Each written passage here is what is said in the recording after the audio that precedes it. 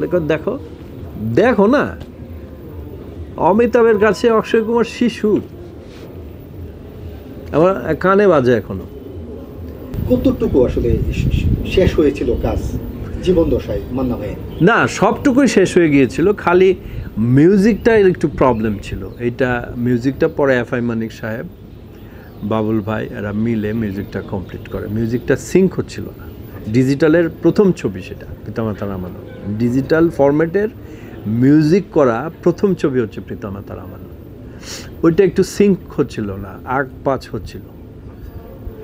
এটা পরে সিঙ্ক করে ঈদে রিলিজ হলো। বাম্পার হিট ছবি। ততদিন না মান্না ভাই আর দেখে যেতে পারে না, দেখে যেতে পারে না। সফলতা। আপনি বলছিলেন যে অনেক স্মৃতি আছে, আসলে এক দুটা স্মৃতি শুনতে চাই। একটা ছোট্ট স্মৃতির কথা বলি। মান্না ভাই কিন্তু উত্তরায় থাকার আগে পরিবাগে থাকতো। পরিবাগে একটা ডুপ্লেক্সে ছিল উনি। এটা রমজান মাস তখন। তা আমার হঠাৎ করে ফোন করে বললো যে কই তুমি? বলছি ভাইয়া এই তো মগবাজারে। আমার বাসায় আজকে ইফতার করবা। তা আমি তো জানি না কয়জন রে আরও কারো বলছে কিনা। তা আমি বললাম যে ভাইয়া আপনি কি খাবেন?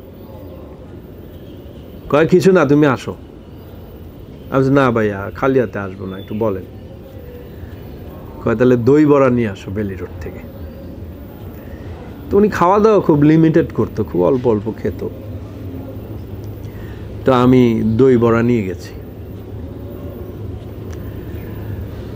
তো বাসায় যাওয়ার পরে গিয়ে দেখি একদম ইফতার সাজানো।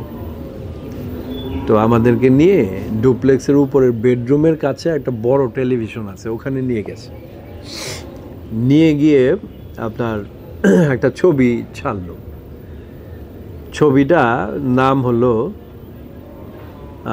অক্ষয় কুমার হিরো, অমিতাভ বচ্চন আছে, তারপরে জিতেন্দ্র সাহেবের ছেলেটা আছে।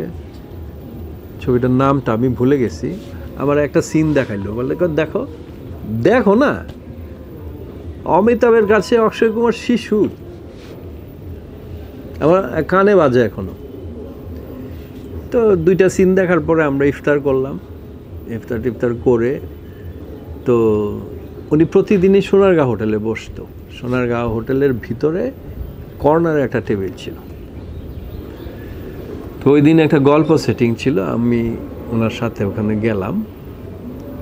তো মুসলিম ভাই আসলো, বাবুল ভাই আসলো, মতিন রহমান সাহেব আসলো।